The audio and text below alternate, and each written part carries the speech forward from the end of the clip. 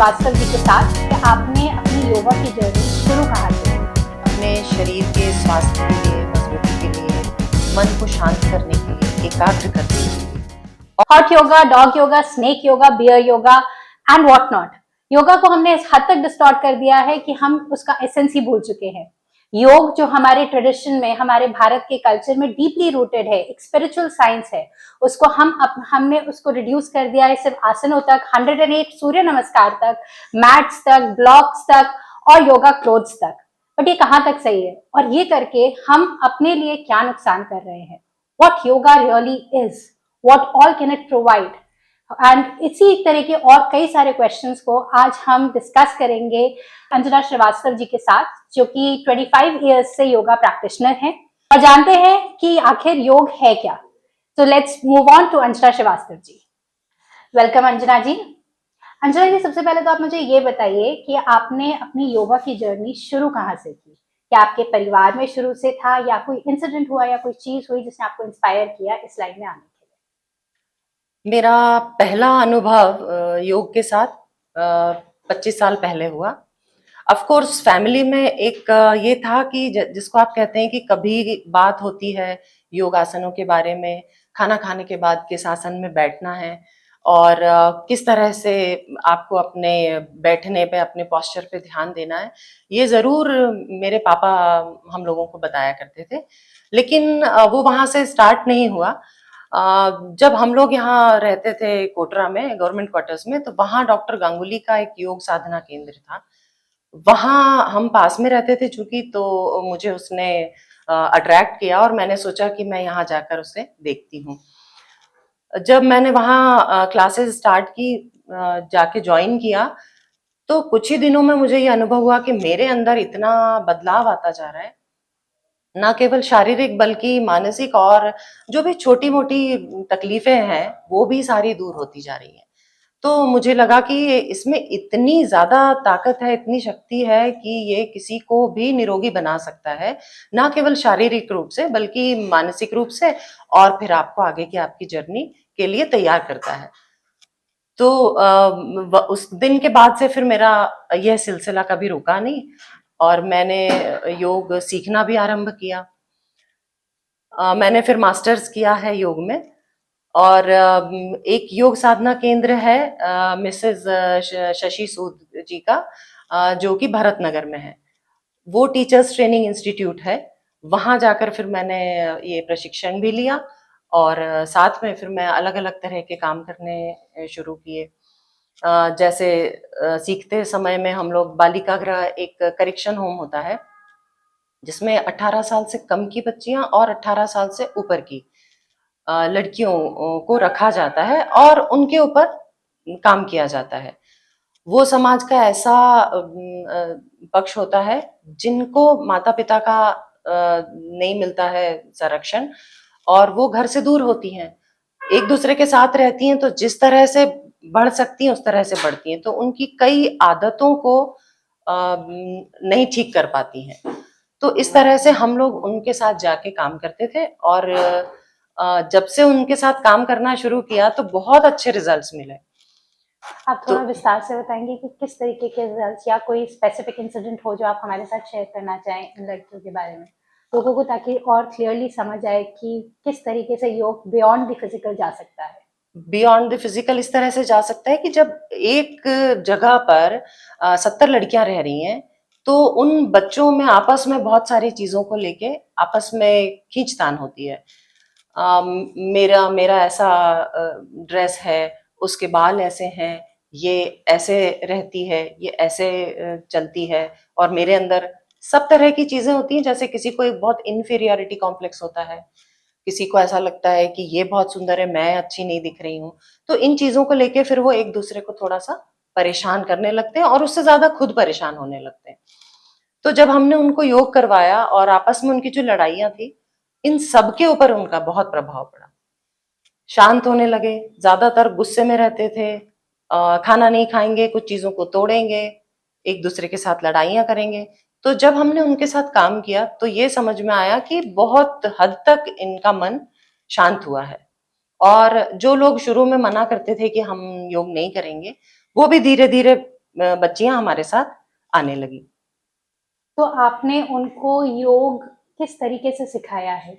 आसन ही सिखाए हैं सिर्फ, या उससे आगे भी हमने और कुछ किया है इस प्रैक्टिस में जिससे उनके अंदर हम ये बदलाव देख पाए हैं? उनको आसन भी करवाए हैं हमने, चूंकि प्राणायाम एकदम से वो लोग इस तरह से नहीं कर पाते हैं जैसे आप और हम कर सकते हैं। और 18 से कम की बच्चियां थी, तो सब उनमें कोई 7 साल की भी होती है, 12-14 की भी होती है। तो उन लोगों को इतनी स्थिरता नहीं होती है और इतना धैर्य नहीं होता है कि वो आराम से बैठ के आसन कर पाए। तो उनको हम पहले खेल खिलाते थे, उनको तैयार करते थे कि उनका और हमारा एक सामंजस्य बन जाए। फिर उनको बिठाकर और ऐसी कुछ चीजें कराते थे, जैसे फूंक मारना है तो वो प्राणायाम नहीं करेंगी, लेकिन फूंक मारेंगे कि आप उनको बोलेंगे कि सामने आपके एक मोमबत्ती रखी है और आपको उसे बुझाना है, पर वो थोड़ी दूर है, तो थोड़े जोर से हम फूंक मारेंगे। तो वो इस तरह का प्रयास करती थी, उसमें उनकी सांस की प्रैक्टिस होने लगती थी। तो इस तरह से उनको खेल खेल में हमने करवाया। कुछ समय बाद वो लोग आसन पर आ गए थे। तो अंजना जी, यहाँ मैं आपसे पूछना चाहूंगी, पहले तो हम शुरू करते हैं कि हमारे योग की जो रूट्स हैं, जो कल्चर है, वो कहाँ से शुरू हुआ और योग क्या है, इसमें क्या क्या चीजें आती हैं? क्योंकि अभी तक तो हम सिर्फ आसन तक रुक के रह गए हैं, प्राणायाम तक रुक के रह गए हैं, तो इसमें आता क्या क्या है? देखिए, योग में हठ योग है, हठ योग में अष्टांग योग भी है, और इसी में कई तरह के योग हैं, जैसे जप योग भी होगा, लय योग भी होगा, मंत्र योग भी होगा, कुंडलिनी योग आजकल बहुत ज्यादा चल रहा है, विन्यास योग भी है। तो ये सारे थोड़े थोड़े अंतर से सब योग का ही है। मेनली आपका जो पारंपरिक योग शुरू हुआ था, उसी में थोड़े बहुत चेंजेस करके, या जैसे हम करेंगे, योग करते हैं और उसमें हमने अपने अनुभव के आधार पर ये पाया कि इस तरह से कुछ चीजों को जोड़ने से आप इसका ज्यादा लाभ उठा सकते हैं। तो इस तरह के परिवर्तन करके, बदलाव लाके और दूसरे तरह के योग शुरू हुए। लेकिन जो हमारा पारंपरिक योग है वो हठ योग और अष्टांग योग ही है।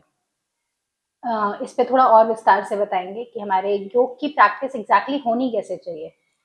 जो लोग सिर्फ आसन और प्राणायाम ही कर रहे हैं, उन लोगों के लिए योग की प्रैक्टिस एग्जैक्टली कैसे होनी चाहिए, ताकि हम लोग फुल फ्लेजेड उसका जो बेनिफिट है वो ले पाए? देखिए, अगर आप किसी के निर्देश के अनुसार कर रहे हैं, किसी योग टीचर के अंडर में अगर आप सीख रहे हैं, तो निश्चित तौर पर वो आपके पूरे समग्र स्वास्थ्य के ऊपर काम कर रहे होंगे, ऐसा मुझे लगता है। क्योंकि योग केवल एक चीज को लेकर नहीं चलता है। अगर हम सबसे ज्यादा पॉपुलर है अष्टांग योग, अष्टांग योग की बात करें तो आसन तीसरे नंबर पर आता है। उसके पहले ही आपको यम और नियम के बारे में बताया जाता है। तो यम में ये बताया जाता है कि आपको क्या नहीं करना है, नियम में आपको बताया जाता है क्या क्या आपको करना ही है, और फिर तीसरे नंबर पर आसन आता है। फिर आपके शरीर को तैयार किया जाता है ताकि ये जो बाह्य अंग हैं, ये यम नियम आसन और प्राणायाम, इसके बाद फिर अंतरंग योग की तैयारी शुरू होती है, जिसमें आपकी धारणा, ध्यान और समाधि आती है। बीच में प्रत्याहार भी आता है, जिसमें हम इंद्रियों को अंतर्मुखी बनाते हैं। तो अगर हम केवल आसन पर काम करेंगे या केवल प्राणायाम पर काम करेंगे, तो काम तो कहीं ना कहीं आपके शरीर पर और मन पर होना शुरू हो गया है, हो ही रहा है। लेकिन अगर आप इन सारे अंगों को भी देखते चलें, तो फिर आपका संपूर्ण विकास निश्चित ही है। इस पे मैं आपसे पूछना चाहूंगी, आप आसन जो आजकल लोग कर रहे हैं, आप जनरल योगा क्लासेस बहुत बढ़ गई हैं, विदेश में बहुत चलन है, लेकिन हमने आसनों में आजकल जो ट्रेंड देखा है कि लोग 108 योगा सूर्य नमस्कार कर रहे हैं, और कई बार बहुत बहुत लोग हैं अलाइनमेंट्स नहीं देखी जा रही है। तो इन सब चीजों पे आप क्या कहना चाहेंगे? किस हद तक सही है, किस हद तक इसको सुधारा जा सकता है, या कोई चेंजेस लाने चाहिए, या ये अपने योग के हिसाब से सही बैठता है या नहीं? देखिए, अति सर्वत्र वर्ज्यते, ये एक है, ये कहा गया है कि अति किसी भी चीज की इतनी अच्छी नहीं है। सूर्य नमस्कार ऑफ कोर्स बहुत अच्छी प्रैक्टिस है, 12 आसनों को एक जगह बांध कर और आपको ये करवाया जाता है। लेकिन क्या सूर्य नमस्कार ही एक प्रैक्टिस है जिसके माध्यम से आप अपना पूरा विकास कर सकते हैं? योग जुड़ा है आपके दो स्वरों से, दो नाड़ियों से। आपकी एक सूर्य नाड़ी होती है, एक चंद्र नाड़ी होती है। सूर्य नमस्कार आपकी सूर्य नाड़ी पर काम करता है। अब आप अगर 108 सूर्य नमस्कार कर रहे हैं, एक के बाद एक कर रहे हैं, बीच में नहीं रुक रहे हैं, आपकी शारीरिक स्थिति कैसी है, तापमान कैसा है, मौसम कैसा चल रहा है, यह सब चीजों को अगर आप नहीं देखकर कर रहे हैं, तो आपकी सूर्य नाड़ी को आप इतना एक्टिव कर लेते हैं कि उसके फिर दुष्परिणाम आपको देखने के लिए मिल सकते हैं। मेंटली और फिजिकली दोनों में आपको बिल्कुल, प्रॉब्लम्स दिखेंगी? बिल्कुल, दोनों में दोनों दिखेंगी। में। अच्छा, इस पे आप थोड़ा और विस्तार से हमें बताएंगे नाड़ियों के बारे में, सूर्य नाड़ी, हमारी चंद्र नाड़ी और सुषुम्ना नाड़ी के बारे में थोड़ा और विस्तार से हमें बताएंगे, ताकि एक लेमैन समझ सके कि आखिर हमारी बॉडी में ये नाड़ियां करती क्या है और इनका काम क्या है।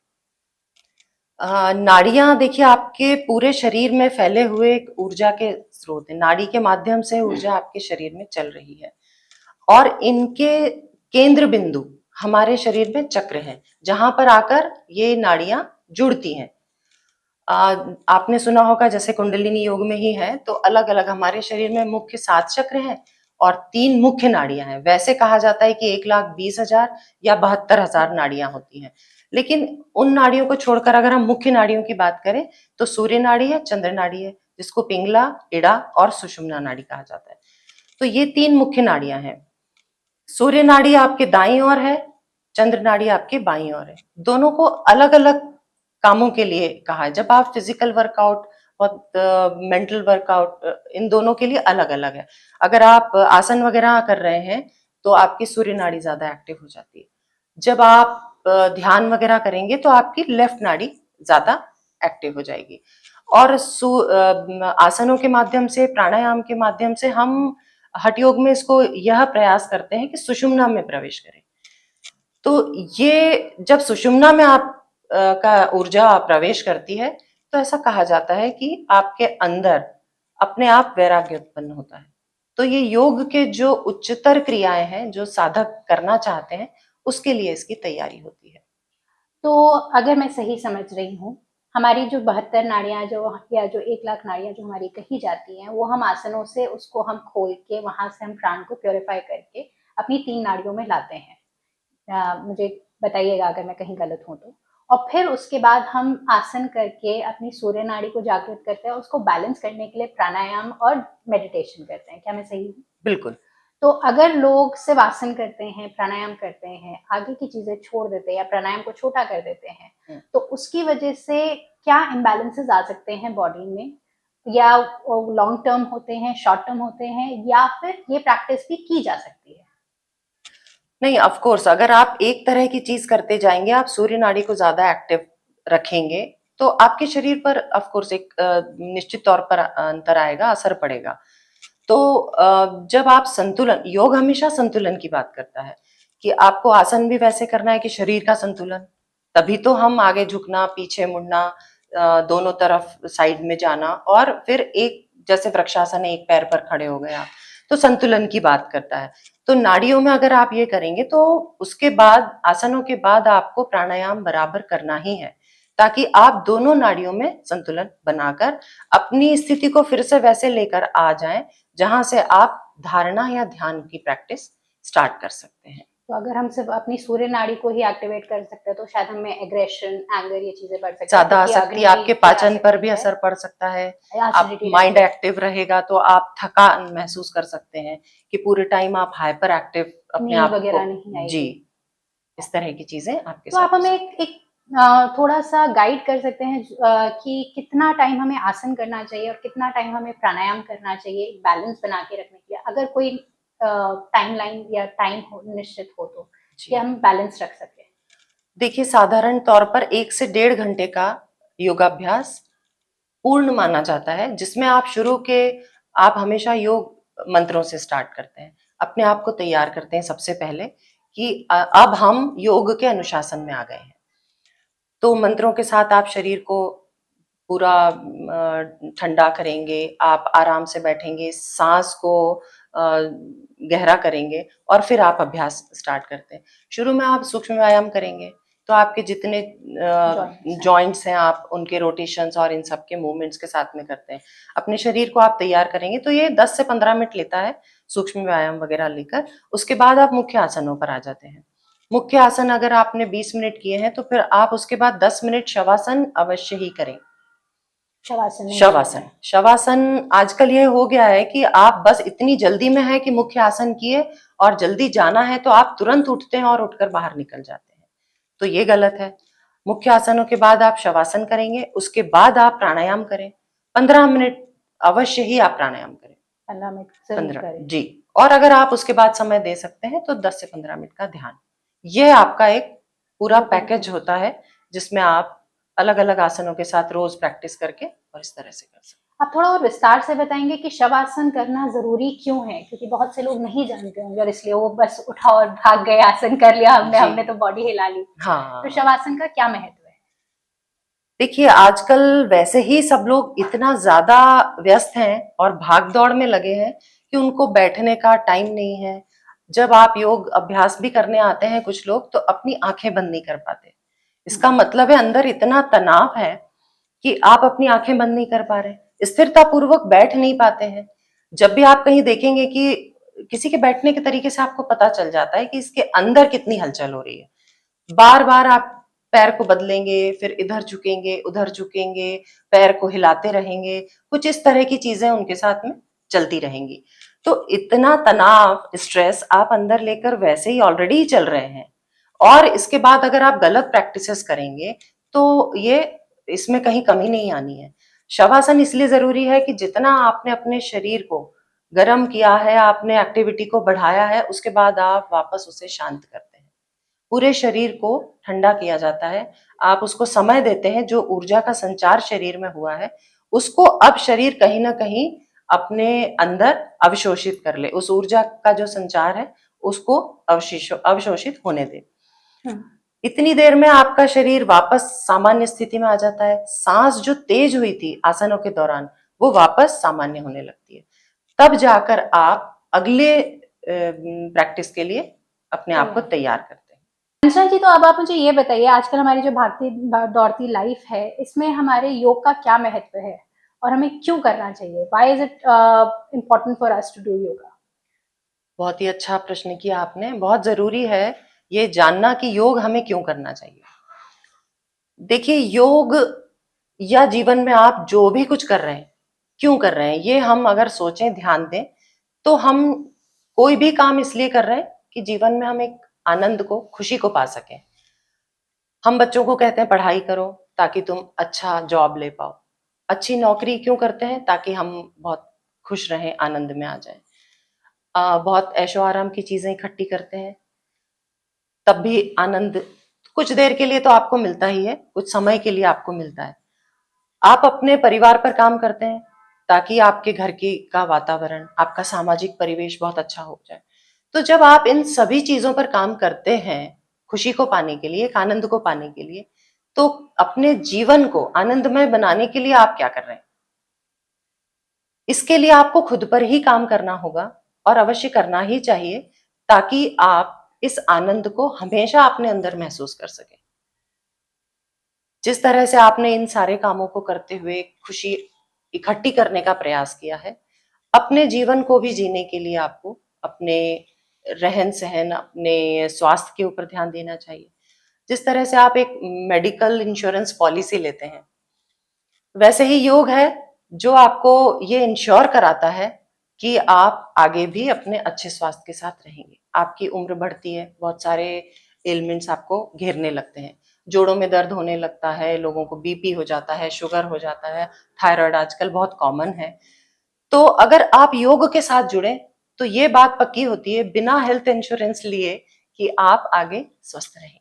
और आजकल जो हो रहा है, हमारे अधिकतर जो डिजीजेस आ रहे हैं वो लाइफस्टाइल की वजह से ही आ रहे हैं। बिल्कुल क्योंकि आधे से ज्यादा लोग तो लाइफस्टाइल डिजीजेस की वजह से ही परेशान हैं। जी। और हमें क्योंकि शॉर्टकट मिल गया है हर चीज के लिए दवाई खा लेने का, तो शायद हम उस तरफ जाना ही नहीं चाह रहे हैं और हमें बिल्कुल दोबारा सोचनी चाहिए, अपनी सोच को दोबारा बदलना चाहिए। बिल्कुल। बिकॉज अगर देखा जाए तो योग तो वैसे भी एक लाइफस्टाइल है, वो कोई वर्कआउट नहीं है, वो एक लाइफस्टाइल है जो आप पूरी जिंदगी अपनी जी चलाना चाहेंगे। इसी के साथ मैं आपसे एक चीज पूछना चाहूंगी। जैसे आपने अभी कहा कि हमें आंतरिक सुख मिलता है योग से, और हमने जो योग को अब बना दिया है वो इंस्टाग्राम की फोटोज, अपने ये head stand, hand stand, Chaturanga yoga clothes, इन सब तक कर दिया। तो हमने बहुत ही ज्यादा उसको योग से बिल्कुल ही अलग करके कुछ और ही बना दिया है। इसी के साथ मैं एक चीज पूछना चाहूंगी अंजना जी, आजकल हम देखें तो हर कोई अपने आप को योगी बुला रहा होता है जी। आप इस पे क्या कहना चाहेंगी? क्या आप सिर्फ क्योंकि आसन प्राणायाम कर रहे हैं या चलिए थोड़ा बहुत मेडिटेशन भी कर रहे हैं तो क्या आप योगी बन जाते हैं? देखिए, अगर हम गीता की बात करें, गीता में यही प्रश्न किया था अर्जुन ने कृष्ण से कि योगी कौन है? तो उन्होंने कहा था अपनी इंद्रियों को वश में करके अनासक्त भाव से जब आप कर्म करते हैं तो वो योगी हो जाता है। अब ये बात को हम पूरी तरह से नहीं समझ सकते हैं, समझते हैं, और ये इस पूर्णता की ऊंचाइयों को प्राप्त करना हर एक व्यक्ति के लिए आसान नहीं है। तो आप अगर केवल इतना भी अपने ऊपर काम करें कि आप अपना क्रोध, ईर्ष्या, अपने मन में संतोष लेकर आए, इन बुराइयों को जो आपको दिखते हैं कि क्रोध हटाएं, ईर्ष्या हटाएं, हम अपने अंदर संतोष लेकर आए। हमारे पास जितना है वो बहुत है। क्या ये संतोष आपके अंदर है? थोड़ा बहुत हम अपने ऊपर ध्यान दें कि जो भी प्रैक्टिसेस हमें जो भी अच्छा लगता है, मंत्र कर सकते हैं, जाप कर सकते हैं, आपके अंदर जो भी चीजें हैं कि हम इस माध्यम से अपनी प्रार्थनाएं कर सकते हैं, उस तरह से करें तो आप अपने आप को आगे बढ़ा सकते हैं।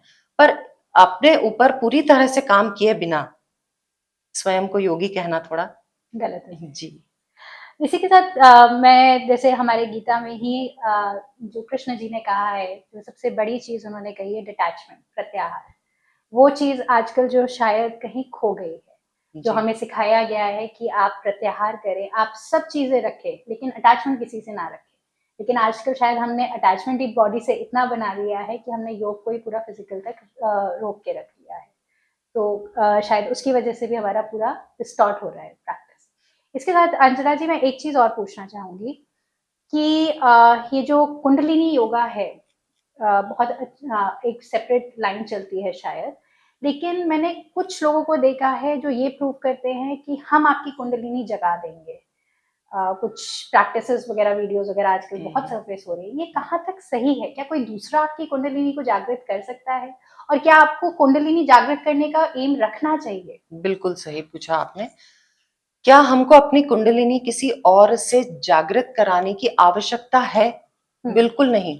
और जितना भी चल रहा है, मैं बहुत ज्यादा सोशल मीडिया पे एक्टिव नहीं हूँ, लेकिन कभी कभार कोई चीज ऐसी सामने आ जाती है कि ये देखने को मिला है कि लोग अपने पैर के अंगूठे को किसी के माथे पर लगा रहे हैं या उनकी नाभि को स्पर्श करा रहे हैं, और वो बहुत हिल रहे हैं और अलग कुछ अजीब सा उनके अंदर हो रहा है, ऐसा कुछ दिखता है। और ऐसा कहा जाता है कि उनकी कुंडलिनी को ये जागृत करने की प्रक्रिया है।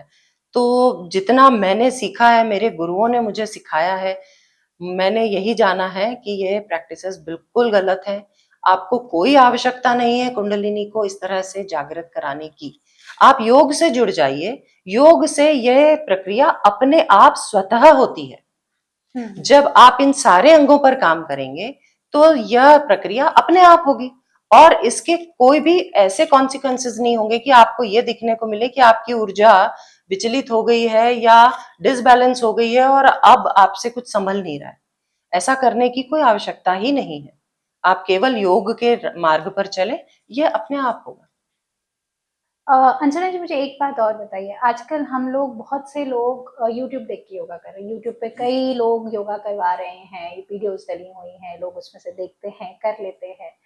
तो ये प्रैक्टिस सही है? क्योंकि हम माने या ना माने, हमारी जिंदगी आजकल बहुत भाग दौड़ वाली हो गई है। लोग कुछ तो इनकलकेट करना ही चाह रहे हैं, कुछ फिजिकल जी। एक्टिविटी रहे, तो वो यूट्यूब से देख लेते हैं। तो ये किस हद तक सही है? और आप क्या सजेशन देना चाहेंगे कि इस भागदौड़ भरी जिंदगी में हम योग को फिर भी अपनी जिंदगी में ला पाए, उसका लाभ उठा पाए, अगर हमारे पास टाइम भी नहीं है तो? देखिए, पहली चीज तो, पहला क्वेश्चन आपका कि यूट्यूब से देख, यूट्यूब से क्या देखा है आपने और आप क्या कर रहे हैं, ये इंपॉर्टेंट है। अगर आप यूट्यूब से देखकर कुछ छोटे मोटे सूक्ष्म व्यायाम तक कर रहे हैं, उसको समझ रहे हैं, उसमें वो क्या बता रहे हैं, क्या आप समझ रहे हैं, तब भी आप अगर छोटा सूक्ष्म व्यायाम तक आप कर लेते हैं कि अपने जॉइंट्स को रोटेट कर रहे हैं, आप हाथों को मूव कर रहे हैं, आप केवल खाना खाने के बाद वज्रासन में बैठ गए, इतना तक तो ठीक है। अगर आप कुछ ऐसे आसन करने लगते हैं, उसके बाद आप क्या करते हैं, किस आसन के बाद आप क्या कर रहे हैं, उसके बाद आप क्या कर रहे हैं, ये सीक्वेंस आपको नहीं मालूम है। कब आपको रोकना है, सांस कितनी रोकना है। अच्छा, आप आसन कर रहे हैं तो आपकी दृष्टि कहाँ जा रही है, उसको आप कैसे रख रहे हैं, इन सब बातों पर अगर आप ध्यान नहीं दे पा रहे हैं तो आप अपना नुकसान कर सकते हैं। तो मैं ये बोलूंगी कि आप या तो अच्छे से एक अच्छी क्लास ज्वाइन करें, आपके पास समय कम है तो आप 15 मिनट से स्टार्ट कीजिए। आपने दृष्टि की बात करी, थोड़ा और उस पर विस्तार से बताएंगे कि दृष्टि का क्या महत्व है? देखिए, जब भी हम किसी आसन में जाते हैं तो आसन में एकाग्र होने के लिए, मन के संतुलन के लिए, शरीर और मन के एकात्म के लिए दृष्टि का कहाँ रखना है ये बहुत महत्वपूर्ण है। जैसे मैंने ये प्रैक्टिकली देखा है कि जब भी मैं बच्चों को योग कराती हूँ, पहले ही अगर हम उनको कहेंगे कि वृक्षासन में आए तो उनके शरीर का संतुलन बिल्कुल नहीं बनेगा, इधर उधर हिलेंगे, पैर नहीं रख पाएंगे, शरीर को सीधा नहीं रख पाएंगे, हाथों को नहीं ऊपर रख पाएंगे और वो आसन नहीं कर पाएंगे। लेकिन जैसे ही आपने कहा कि आप आंखों को अपने सामने किसी एक बिंदु पर स्थिर कर लीजिए और उसके बाद धीरे से आसन में आइए, तुरंत ही दूसरे बार में उनके आसन में इंप्रूवमेंट हो जाता है। तो दृष्टि का ये महत्व है कि आप जब भी आसन करें तो आपकी दृष्टि कहाँ होनी चाहिए, इसके बारे में आपको जरूर आपके टीचर बताएं। जो कि हम कहते हैं कि हमारे योग सूत्र में जो पतंजलि जी ने लिखा है, आसन का स्थिरम सुखम आसनम, जी, तो उसके लिए हमारे को दृष्टि का ध्यान रखना जरूरी है। बिल्कुल। आप आंखें खोल के करते हैं तो दृष्टि कहाँ होनी चाहिए। जैसे हमारे आसन है, वीरभद्रासन का 1 2 3 है, तीनों में अलग अलग दृष्टि रखी गई है। 1 में आपको ऊपर देखने के लिए कहा जाता है, 2 में जब आप आपके हाथ की उंगलियों को देखते हैं सामने की होता है, और तीसरा जब आप करते हैं तो आप नीचे की ओर देखते हैं। तो आपकी दृष्टि इस तरह से आसनों के साथ बदलती है, संतुलन बनाने में बहुत ज्यादा इससे सहायक होते हैं और शरीर और मन का संबंध गहरा होता है, स्थिरता आती है। स्थिरता की बात करें तो आप थोड़ा सा और अध्यात्म की ओर हमारा योग कैसे जाता है और कैसे हम इसे अपनी जिंदगी में ला सकते हैं, उस पर थोड़ा विस्तार करें। बहुत अच्छी बात है, ये आजकल हमारे युवाओं में चीज बहुत मिस है, बहुत देखने को नहीं मिलती है। अध्यात्म और योग एक दूसरे के पूरक हैं। योग और अध्यात्म एक दूसरे के साथ ही चलते हैं। आप कहीं से भी अपनी प्रैक्टिस स्टार्ट करें, अपना अभ्यास आरंभ करें, अध्यात्म आपके साथ ही चलता है। जिस तरह से हमने बात की थी कि अंदर की सफाई, बाहर की सफाई, तो ये तो आपके साथ होती ही है। फिर अध्यात्म का अर्थ ही क्या है? अर्थ ये है कि आप अपनी आत्मा और परमात्मा के दोनों के चिंतन और मनन के ऊपर है। आप अपने आप को जानने का भी प्रयास करते हैं। अध्यात्म, अगर हम बच्चों से कहें कि अध्यात्म से जुड़े, तो अध्यात्म से कैसे जुड़े? यह कोई धर्म से जुड़ा हुआ नहीं है, ना पूजा पाठ से है और ना केवल दान तक सीमित है कि आपने दान कर दिया तो आप आध्यात्मिक हो गए। जब आपके अंदर इस तरह के भाव आए कि आपको करुणा हो, आपको लगे कि हम सब एक हैं, जो एकत्व का भाव आए आपके मन में, आपको लगे कि समाज के प्रति मेरी कोई जिम्मेदारी है, किसी की सेवा के लिए आपके मन में भाव आए, तब आप समझिए कि ये अध्यात्म का भाव है और योग के साथ में ये चीजें बढ़ती हैं। अब जो युवा ऐसा मानते हैं कि इसके साथ में करने से क्या होगा और क्यों करना चाहिए, आप ये देखिए कि आपको जीवन में बहुत कुछ चीजें मिली हैं, तो क्या आपने वो कृतज्ञता कभी अपने माता पिता के प्रति प्रदर्शित की है? क्या आपने अपने ईश्वर को याद करके धन्यवाद दिया है? तो जब भी आप ये करेंगे, आप अपने गुरुजनों को याद करें या जब मिलें, तो आपके अंदर वो भाव हो कि आपने जो हमें दिया है उसी के साथ हम आज जीवन में आगे बढ़ रहे हैं। तो इनको आप अपने साथ जोड़ सकते हैं, छोटी छोटी सी आदतों के साथ। जैसे आप प्रार्थना को अपने जीवन में महत्व दें। आप सुबह उठें तो सबसे पहले मंत्र बोलें, ईश्वर को धन्यवाद दें कि आज का नया दिन हमें देखने को मिला। फिर आप सबके लिए प्रार्थना करते हैं। जैसे मैंने बताया था, योग का आरंभ हम प्रार्थना से करते हैं और योग का अंत भी जब अभ्यास पूर्ण होता है तब भी हम मंत्र के साथ करते हैं। तो हम सर्वे भवन्तु सुखिनः की जरूर बात करते हैं। हम सभी के लिए प्रार्थना करते हैं कि सभी सुखी हों। तो योग में इसका बहुत महत्व है। तो प्रार्थना को हम हर कदम पर लेकर चलते हैं। भोजन करते हैं तब भी आप मंत्र बोलते हैं। तो ये आदत जरूर डालें कि उठने के बाद पहला काम प्रार्थना, सोने के पहले आखिरी काम आपका प्रार्थना। आप अगर चाहें तो कोई जप या मंत्र की आदत डाल सकते हैं जिसमें केवल 2 मिनट लग सकते हैं, लेकिन उसका प्रभाव बहुत गहरा है आपके शरीर के ऊपर। तीसरी बात है कि आप ध्यान करें। 5 मिनट का आप दिन के किसी भी समय में 5 मिनट का समय निकालें, 10 मिनट का समय निकालें, शांत बैठ जाएं। ये आपके दिमाग पर असर करता है। ये पूरा वैज्ञानिक है। ये कहीं भी ऐसी चीज नहीं है कि हम केवल बातें कर रहे हैं। अगर आप इसे देखेंगे तो ये पूरी प्रक्रिया, यौगिक प्रक्रिया आपकी वैज्ञानिक है। और उसके साथ में फिर आप आभार प्रदर्शन करें, जैसे मैंने आपको बताया। सेवा को अपने दिनचर्या में, अपने जीवन में जरूर ही एक स्थान दें। जैसा भी आपको लगता है, वृद्धों की सेवा, बच्चों की सेवा, भूखे को खिलाना है, पक्षियों की सेवा, जैसा आपको लगता है किसी भी सेवा से आप जुड़ जाएं और जो आपका सामर्थ्य है उस अनुसार सेवा जरूर करें। ये सब आपको आध्यात्म से जोड़ लेगा। तो अगर हम इसको सार निकालना चाहें तो योग सिर्फ आपका मैट पे जो कर रहे हैं वो नहीं है। बिल्कुल नहीं। आप चाहें तो भक्ति योगा करके भी अपने आप को योग के रास्ते पे ला सकते हैं। कर्म योग करके, ज्ञान योग करके भी ला सकते हैं। जैसा आपने बोला कि लोगों की सेवा करें, तो कर्म योग करके भी आप अपने आप को ला सकते हैं। तो जो लोग कहते हैं कि हमारे पास समय नहीं है, आई थिंक उन लोगों के लिए इस तरह के योग में जाकर भी वो फायदा उठा सकते हैं। बिल्कुल, जैसा आपका स्वभाव है। अगर आपको लगता है कि मुझे लॉजिकली नॉलेज को गेन करना ज्यादा अच्छा लगता है, ऐसा क्यों है, तो आपके लिए ज्ञान योग है। अगर आप समर्पण भाव के साथ चलते हैं तो आपके लिए भक्ति योग है।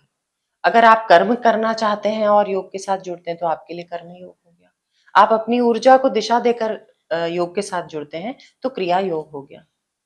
इस तरह से आप योग के साथ हम किसी भी रास्ते को अपना सकते हैं, मंजिल तो एक ही है जी। और इसी पे मैं एक चीज बोलना चाहूंगी, जो आजकल का माहौल है, हम बहुत ही सेल्फ सेंटर्ड हो गए हैं, फिजिकल पर ही ध्यान दे रहे हैं। हमारा आजकल का जो प्रचलन हो गया है कि हमारी मर्जी, हम जो चाहे करें, दूसरे को क्या, हम क्यों सोचे उसके बारे में। तो शायद हमें वो दृष्टिकोण कहीं ना कहीं बदलना जरूरी है, क्योंकि हम at the end of the day एक कम्युनिटी है, एक सोसाइटी है और सबको साथ में चलना है और योग उसमें हमें बहुत मदद कर सकता है। तो अंजना जी, हमारी इस पूरी बातचीत को अगर आप एक छोटे से सार में लोगों को बताना चाहे तो क्या बोलना चाहें? जी, मैं लोगों को यही बोलूंगी कि अपने शरीर के स्वास्थ्य के लिए, मजबूती के लिए, मन को शांत करने के लिए, एकाग्र करने के लिए और अपने संपूर्ण स्वास्थ्य के लिए योग को जरूर अपनाएं और इसका पूरा लाभ लें। अगर आपके पास 1 घंटे का समय नहीं है तो आप जितना कर सकते हैं 10 मिनट, 15 मिनट से शुरू करिए और धीरे धीरे इसका लाभ उठाते जाएं। Thank you so much Anjana ji. तो ये था हमारा सेक्रेड डिस्कोर्स अंजना जी के साथ, जहां हमने ये समझा कि हमें योग को फिजिकल बॉडी तक कंफाइन करके नहीं रखना है, बल्कि इससे आगे बढ़ना है ताकि हमारी mental health, physical health, spiritual health तीनों ही टॉप क्लास रहे और हम अपनी फुल पोटेंशियल को यूज कर पाए। Thank you so much. Hope you liked the episode and keep watching Sacred Discourse for more such episodes.